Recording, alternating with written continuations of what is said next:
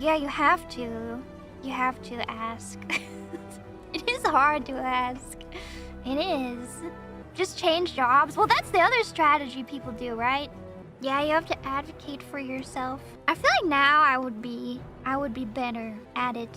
But I was just a baby with very little life experience. I had a lot of interviews back then. Like I felt like I applied to a bunch of jobs before I got one. I was like scared. Because I was out of college and I didn't know what to do with my life. This is like how I became a VTuber. Primarily because I got rejected from every single grad school that I applied to.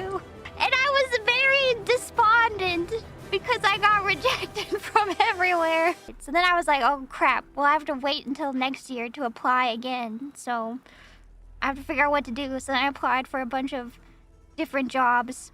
And then I got one. But then it was not like a super fulfilling job. Not something that I thought would be like a career.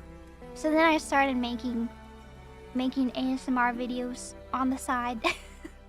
And that's how I became a VTuber.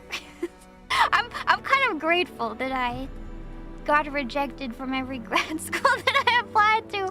But at the time I was really embarrassed about it, you know? I felt like a failure. Yeah, life is funny like that. I don't know, they always told me in school, like in middle school, they're like, you're gonna be doing a job that doesn't even exist right now.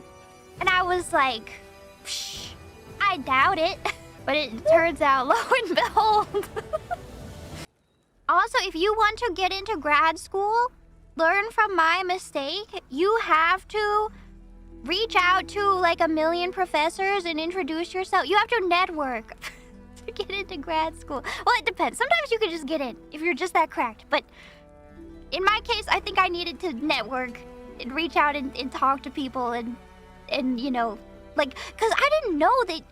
Well, the way it works basically is like the professors get a bunch of applications and then they only can pick like a few grad students each year.